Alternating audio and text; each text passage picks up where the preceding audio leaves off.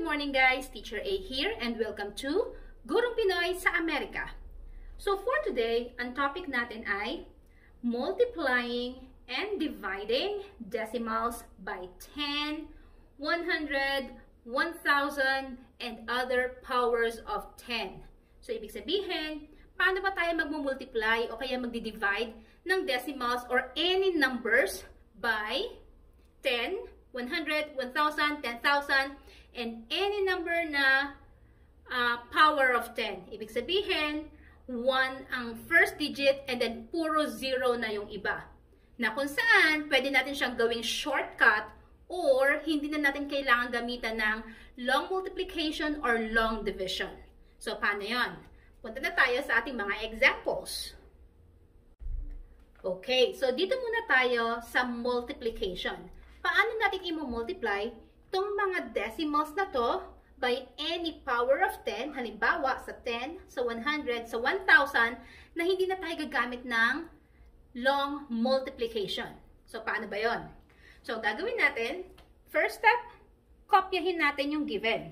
So, we have 789.46. Okay? Second step, tingnan natin yung minumultiply natin. Ilang zero ba meron yung 10? Okay, meron lang siyang isang zero. So, therefore, sa third step natin, yung ating final step, since isa lang ang zero ng 10, i-move natin ang ating decimal point to the right ng isang place lang. Again, move the decimal point to the right. Okay? So, meron tayo, ito yung ating decimal point. I-move natin siya ng isa papunta sa kanan. So, ito siya ngayon. In between 4 and 6. So, therefore, ang final answer natin ay 7,894.6. So, ito ang ating sagot.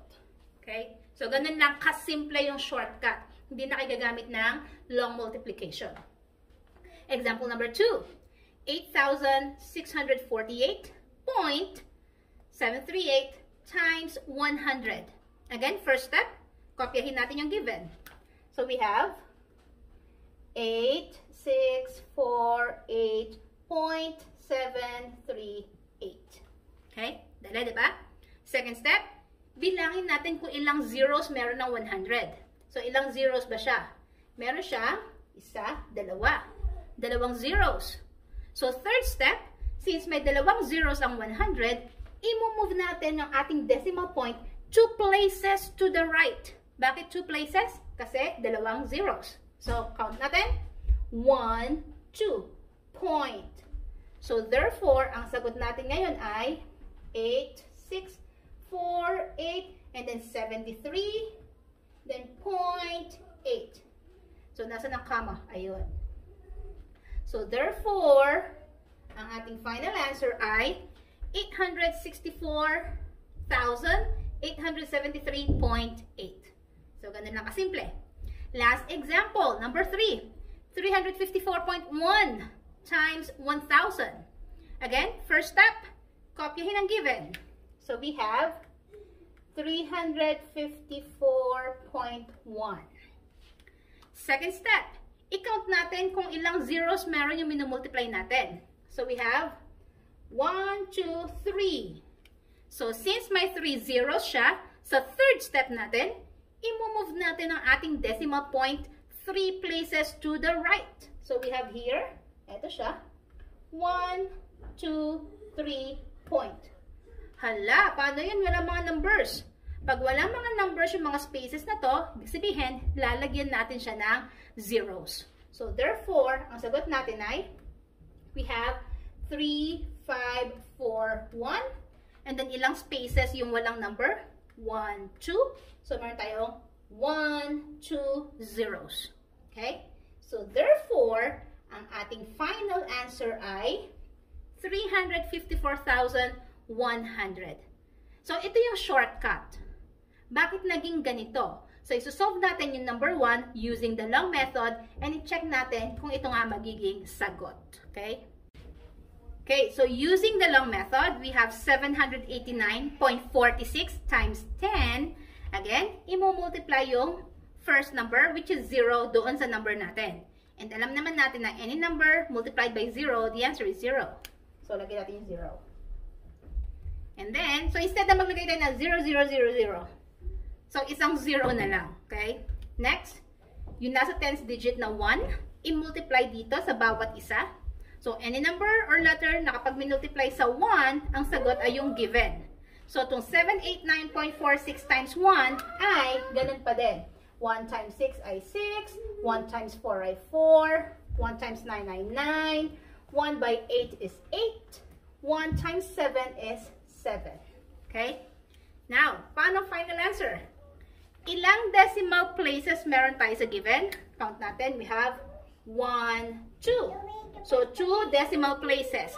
Therefore, sa final answer natin, wherein yung decimal point ay nasa kanan, i-move natin siya ng 2 places to the left. 1, 2.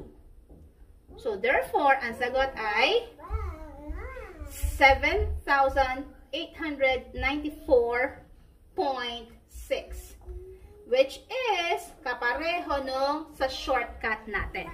Okay? So, in general, kapag nag-multiply tayo sa 10, ang gagawin lang natin, again, first step, kopyahin ang given. Second step, bilangin kung ilang zeros meron dun sa minumultiply. Third step, i-move ang decimal point to the right kung ilang zeros meron yung minumultiply natin. Okay? So, ganun lang siya kasimple. Okay, so this time, punta naman tayo sa division. So, paano mag-multiply ng decimals by 10, 100, 1,000, or any power of 10? So, paano ba yon? So, step by step ulit tayo. First step, kopyahin natin yung given. Ang ating dividend. So, we have 845.45. Okay? Second step, bilangin kung ilang zero meron ng ating divisor. So, meron lang tayo 1. So, isang 0. So, third step, since meron tayong isang 0, i-move natin ang ating decimal point 1 unit, 1 place. Kasi, isa lang yung 0 natin. 1 place to the left. So, papunta naman tayo sa kabila. So, we have, mula rito, i-move natin sa kabila, 1 point. So, nandun na ngayon yung ating point. So, therefore, ang final answer natin ay 84.545. Yan. So, ganun lang siya kasimple. So, this time, sa division, yung ating decimal point ay i-move naman natin to the left. Depende kung ilang zeros meron ng ating divisor or yung ating dinidivide. Okay? Example number 2. 76.394 divided by 100. Again, first step, kopyahin natin yung given. So, we have 76.394. And then, second step, bilangin natin kung ilang zeros meron ng ating divisor. So, we have 1, 2. So, meron tayong dalawang zeros. Third step, since meron tayong dalawang zeros, i-move natin ang ating decimal point 2 places to the left. So, from here, count tayo ng dalawa. 1, 2, point. So, doon na napunta ang ating decimal point. Therefore, ang sagot natin ay 0.76394. Since walang digit na nandito sa ating ones place, lagyan natin siya ng 0. Okay? So, therefore, ito ang ating final answer. Dali, di ba? Example number 3. 4.15 divided by 1,000. Again, first step, kopyahin natin yung ating given, yung ating dividend. 4.15. Second step, i-count natin kung ilang zeros meron ng ating divisor. We have 1, 2, 3. So, tatlong zeros. Third step, i-move natin ang ating decimal point 3 places to the left. So, we have from here, count tayo ng tatlo. 1, 2, 3. Point. Hala, meron na naman tayong mga spaces na walang numbers. So, that means, papalitan natin sila ng zeros. So, yun ang decimal point. So, point. ilan ang ating spaces? 1, 2. So we have 1, 2. And then copyahin yung mga numbers. 4, 1, 5. Again, wala na naman tayong number sa ating ones place. Lagyan natin siya ng 0. So therefore, ito ang ating sagot. So ganun lang siya kasimple. Again, sa pagdi-divide ng any decimal or number by 10, 100, 1,000, or any power of 10, i-move lang natin ang ating decimal point to the left. Depende kung ilang zeros meron ng ating divisor. Okay?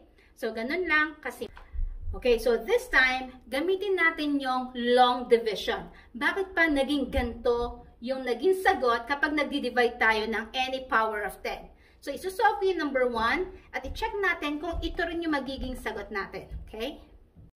Okay, so ito ang long method. Yung ating long division and check natin kung ito rin yung magiging sagot natin. Okay? So, 845.45 divided by 10.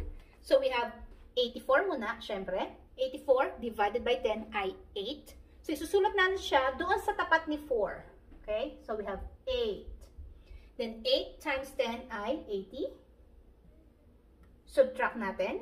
84 minus 80 ay 4. Bring down the next number, which is 5. So, ilang 10 meron sa 45? Okay, merong 4. So, 4 times 10 ay 40. Again, subtract natin. That's 5. Bring down si 4. So, 54 divided by 10. Siyempre, meron tayong 5. So, 5. 5 times 10 ay 50. Subtract ulit natin. That's 4. I-bring down natin si 5. So, dito ko lang siya isusulat. 45. So, 45 divided by 10. Meron tayong 4. 4 times 10 ay 40. I-minus natin siya. 5. So, hindi pa tayo tapos. So, that means magdadagdag tayo ng 0 doon sa ating dividend, sa number sa loob. So, yung 0 na yun na dinagdag natin, i-bring down natin siya rito, kasama ni 5. So, 50 divided by 10 ay 5. And then, 5 times 10 ay 50. So, kapag sinubtract natin to, wala nang natira. So, that means, tapos na ang ating pag-divide. Now, nasaan ang decimal point? I-check natin ang ating dividend, yung nasa loob. So, nasa tapat dapat ng decimal point sa loob, yung decimal point sa taas. So, dito siya. So, therefore, ito ang ating decimal point. So, ang sagot natin ay 84.545, which is the same dito sa ating nakuha using yung shortcut. Okay? So, syempre, kung ako papipiliin, mas gusto ko na yung paggagamit ng shortcut. So, paano ulit yun?